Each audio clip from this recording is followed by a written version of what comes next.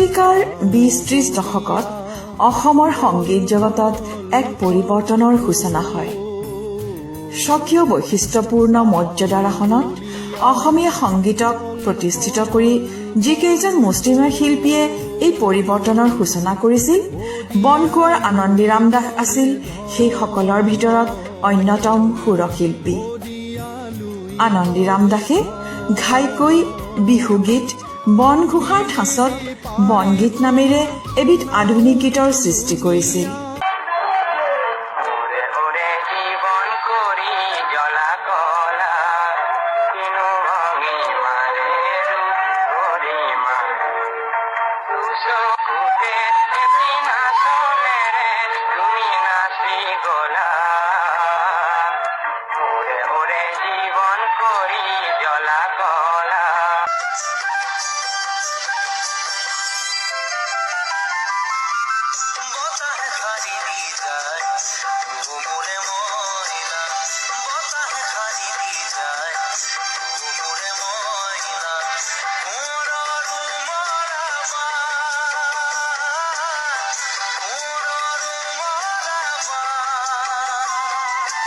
আনন্দীৰাম দাসৰ জন্ম হয় গুৱাহাটীৰ খাৰঘুলিত ১৯০৯ চনত। তেওঁৰ জন্মৰ আগৰ আৰু পিছৰ অসমৰ সংগীত সংস্কৃতিৰ জগতৰ অৱস্থা আৰু পৰিৱেশ আছিল অতি দুখলগাভাৱে পিছপৰা।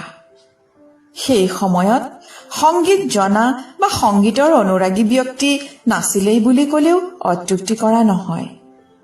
সংগীত চৰ্চা কৰিলে নাইবা খেলা ধূলাৰ প্ৰতি আসক্তি বাঢ়িলে ছাত্ৰ বেয়া হৈ যায়, এনেধৰণা সমাজৰ মাজত প্ৰবল আছিল। ফলত সংগীতৰ সৃষ্টিমুখী দিশটো ঠন ধৰি উঠিব পৰা নাছিল।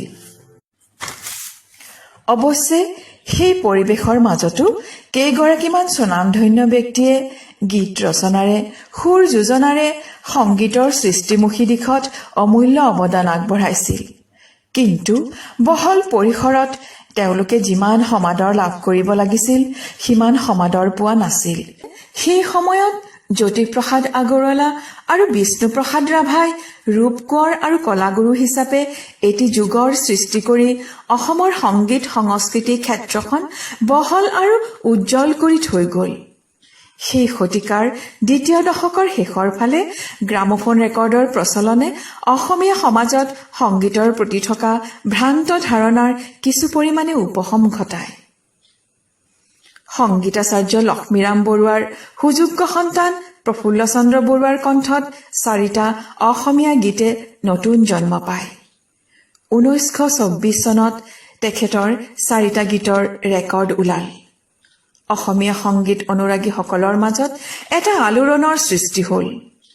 এই আলোড়ন হৈছিল গুৱাহাটী খাৰঘুলিত অজ্ঞাত অক্ষত জীৱন যাপন কৰা ১৫ বছৰীয়া কিশোৰ তথা প্ৰেছৰ এজন কম্পজিটৰৰ প্ৰাণত। সেইগৰাকী ব্যক্তি আছিল অসমৰ সংগীত জগতত বনগীত নামাকৰণেৰে এটি নতুন সুৰৰ ধাৰা সৃষ্টি কৰোতা কবি, শিল্পী, সুৰকাৰ আনন্দীৰাম দাস। আনন্দীৰাম দাসে সেই সময়ত বেছি গীত ৰচনা কৰা নাছিল। প্ৰফুল্ল চন্দ্ৰ বৰুৱাই ৰেকৰ্ডত গোৱা গীত শুনি দাসদেৱৰো মনত ৰেকৰ্ডত গান গাবলৈ তীব্ৰ আকাংক্ষা জাগি উঠিল আৰু গান ৰচিবলৈ, সুৰ কৰিবলৈ অফুৰন্ত শক্তি পালে। আনন্দীৰাম দাসৰ প্ৰতিভাৰ মিঠা গুণ লাহে লাহে কেওফালে বিয়পিবলৈ ধৰিলে। তেওঁৰ গীতৰ বাতৰি কাকতত ওলাল। ঘৰুৱা বৈঠক আৰু সভা সমিতিত তেখেতৰ গীতবোৰৰ চৰ্চা হ'ল। তৃতীয় দশকত গুৱাহাটীত এটি সাংস্কৃতিক অনুষ্ঠান গঢ়ি উঠিল, গুৱাহাটী সন্ধিয়া সন্মিলনী। আনন্দীৰাম দাস আৰু বলোৰাম দাসৰ বাবে এখন নতুন কৰ্মক্ষেত্ৰ প্ৰতিষ্ঠা হয়। ইতিমধ্যে আনন্দীৰাম দাসৰ গীত বাতৰি কাকত, আলোচনী আৰু সন্ধিয়া সন্মিলনীৰ অধিৱেশনত প্ৰকাশ পাইছিল। তেতিয়া প্ৰকাশ হোৱা গ্ৰামোফোন ৰেকৰ্ডত তেওঁ গান গালে আৰু গালে বলোৰাম দাস, শিশুশিল্পী চাৰু বৰদলৈ, নুৰ হান্নান বেগম আৰু বহুতে। অতি সুন্দৰ গীতে মানুহৰ মনক স্বপ্নালোকলৈ লৈ যাব পাৰে। অভাৱ অনাটন, দুখ যন্ত্ৰণাৰ মাজতো অফুৰন্ত আলোড়ন তুলি জীৱনক সুৰময় কৰি তুলিব পাৰে। ইয়াৰ জ্বলন্ত প্ৰমাণ দৰিদ্ৰতাৰ মাজত জীৱন অতিবাহিত কৰা বনকোঁৱৰ আনন্দীৰাম দাসে অসমীয়া গীতি সাহিত্যৰ ভঁৰাললৈ উল্লেখযোগ্য অৱদান দি থৈ যোৱাটো। এইগৰাকী গীতিকাৰ, সুৰকাৰ, কবি, নাট্যকাৰৰ জীৱন আছিল প্ৰতিভাৰ এক জ্বলন্ত স্বাক্ষৰ। তেখেতৰ সংগীতজ্ঞ পিতৃ খেলাইৰাম দাসৰ অকাল বিয়োগত নিচেই কম বয়সতে আনন্দীৰাম দাসে সংসাৰৰ গধুৰ বোজা কাণ পাতি ল'বলগীয়া হৈছিল। তথাপি দুখ যন্ত্ৰণা অভাৱ অনাটনৰ মাজতো তেখেতে গীত মাতক বুকুৰ আপোন কৰি নিজৰ সৃষ্টি প্ৰতিভাক বিকশিত কৰিবলৈ সমস্যাজৰ্জৰ জীৱনৰ লগত সংগ্ৰাম কৰিছিল। এনেকৈ থাকোঁতে তেখেতে নিউ প্ৰেছৰ কম্পজিটৰৰ চাকৰি পোৱাত আৰ্থিক ক্ষেত্ৰত কিছু সকাহ পাইছিল। প্ৰকৃতিৰ দৃশ্যৰাজি প্ৰাণ ভৰি উপভোগ কৰি লুইতৰ বুকুৱেদি অহা যোৱা কৰা পালতৰা নাওবোৰত নাৱৰীয়াই গোৱা ভাটিয়ালি গীত শুনি আনন্দীৰাম দাসৰ শিল্পী সত্তা জাগ্ৰত হৈ তেখেতৰ সৃষ্টিসমূহ জীৱন্ত হৈ উঠিছিল। তেখেতক বনগীতৰ প্ৰৱৰ্তক বুলি ক'লেও বঢ়াই কোৱা নহয়, কাৰণ বনগীতক জনপ্ৰিয় কৰি জনমানসত প্ৰতিষ্ঠা কৰাত বনকোঁৱৰ আনন্দীৰাম দাসৰ অৱদান অতুলনীয় আছিল। তেখেতে ৰচনা কৰা প্ৰথম গীতটি আছিল কোনেনো সখী জগালে মাতি, শেৱালি ফুলা জোনালী ৰাতি, নিয়ৰৰে চেঁচাচুমা পৰাশত, গোলাপী সখী কান্দিছে তিতি। দ্বিতীয় গীতটি আছিল গোলাপী সখী আজি, মন হ'ল উচাটন, মধুনিশা সপোনৰ মুৰুতি হেৰাই। সেই সময়ত আনন্দীৰাম দাস আৰু বলোৰাম দাস এটি জুটি আছিল। তৃতীয় দশকত গুৱাহাটীৰ উজান বজাৰৰ শুভচন্দ্ৰ বৰুৱাই সুৰ ভাৰতী নাম দি অসমীয়া গীতৰ ৰেকৰ্ড উলিয়াইছিল। সেই ৰেকৰ্ডত আনন্দীৰাম দাস আৰু বলোৰাম দাসৰ উল্লেখযোগ্য অৰিহণা আছিল।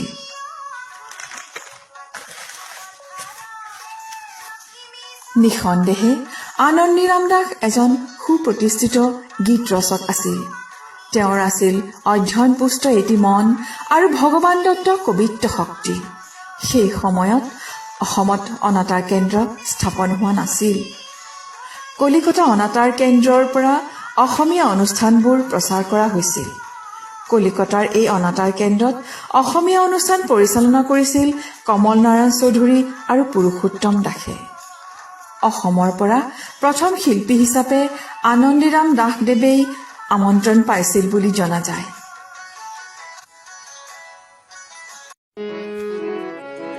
পুৰুষোত্তম দাসদেৱে আনন্দীৰাম দাসক এবাৰ এটি প্ৰশ্ন সুধিছিল, কওকচোন দাস, বনগীত কি?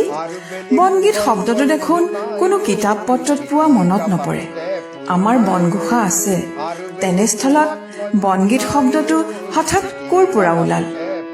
তেওঁ কৈ গৈছিল, এৰা, পুৰণি কিতাপ পত্ৰত বনগীত শব্দটো নাপাব। আচলতে এই অভাজনেই এই শব্দটো গীতি সাহিত্যলৈ আনিলো। জানেই নহয়, বিহুগীত বুলিলে ভদ্ৰ সমাজে নাক কুচায়, অথচ বিহুগীতবোৰ ইমান মনোমোহা যে সেই সুৰবোৰে মোক পাগল কৰে। তেতিয়া ভাবিলো, বিহুগীতৰ সুৰবোৰ লৈ কিবা এটা কৰিব নোৱাৰিনে? তাৰ ফলস্বৰূপে জন্ম হ'ল বনগীতৰ। বিহু সুৰ আৰু আন থলুৱা সুৰৰ সংমিশ্ৰণত সৃষ্টি হ'ল ইয়াৰ কলেবৰ। আৰু লগতে নিজেও আৱশ্যক বোধে অলপ যোগ বিয়োগ কৰি দিলো সুৰৰ স্বাভাৱিক গতি ঠিক ৰাখিবলৈ, আৰু নাম ৰাখিলো বনগীত। থোৰতে ক'বলৈ হ'লে প্ৰাকৃতিক পটভূমিত চহা জীৱনৰ সুখ দুখ বিৰহ বেদনা মিহলি কথাৰ লগতে প্ৰকৃতিৰ বিনন্দীয় ৰূপ ৰাখি হ'ল ইয়াৰ প্ৰাণ। যিমান পৰা যায় সংস্কৃত শব্দ বাদ দি ঘৰুৱা থলুৱা শব্দ প্ৰয়োগ কৰা হ'ল ইয়াৰ ৰচনা শৈলীত। দেখিলো ৰাইজে গ্ৰহণ কৰিলে। বনগীতত আছে মাটিৰ কেঁচা গোন্ধ। বনগীতৰ স্ৰষ্টা আনন্দীৰাম দাসক 1959 চনত গুৱাহাটীৰ অন্যতম সাংস্কৃতিক অনুষ্ঠান প্ৰগতি শিল্পী সংঘই ৰাজহুৱাভাৱে সম্বৰ্ধনা জনাই বনকোঁৱৰ উপাধিৰে বিভূষিত কৰে। আনন্দীৰাম দাসে প্ৰায় 1000 গীত ৰচনা কৰি থৈ গৈছে।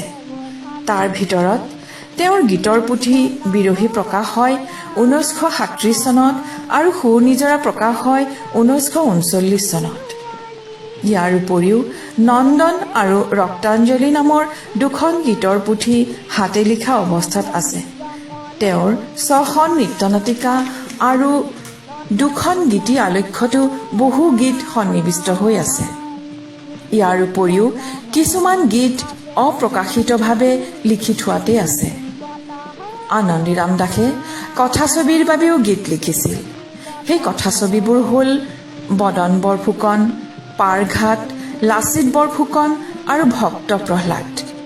তদুপৰি লক্ষ্যধৰ চৌধুৰী প্ৰমুখ্যে নাট্যকাৰ কেইজনমানৰ নাটকৰ বাবেও তেওঁ কিছুমান গীত ৰচনা কৰিছিল। আনন্দীৰাম দাসে অকল গীত ৰচাই নহয়, তেওঁ অসংখ্য সুৰো সৃষ্টি কৰি থৈ গৈছে।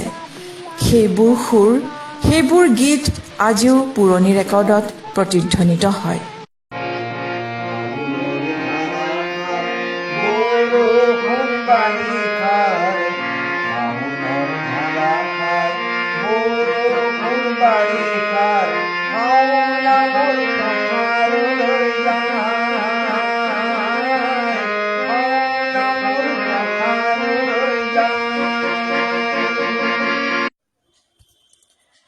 তেওঁ কবিতা আৰু নাটকো লিখিছিল। তেওঁৰ মোহন মালতী নামৰ অনাতাঁৰ নাট কলিকতা অনাতাঁৰ কেন্দ্ৰৰ পৰা প্ৰচাৰ কৰা হৈছিল।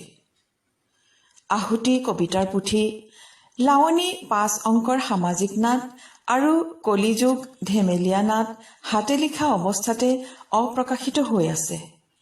বিংশ শতিকাৰ 3য় আৰু 4ৰ্থ দশকত আনন্দীৰাম দাস ৰচিত গীতৰ গ্ৰামোফোন ৰেকৰ্ড সৰ্বাধিক। এই গীতবোৰত তেওঁ নিজে গোৱাৰ উপৰিও বিভিন্ন শিল্পীয়ে কণ্ঠদান কৰিছিল। তাৰ ভিতৰত ডক্টৰ ভূপেন হাজৰিকা অন্যতম। তেওঁ ৰচা গীতবোৰক 4 ভাগত ভাগ কৰা হৈছে, যথা ভক্তিমূলক, দেশপ্ৰেমমূলক, আধুনিক আৰু বনগীত।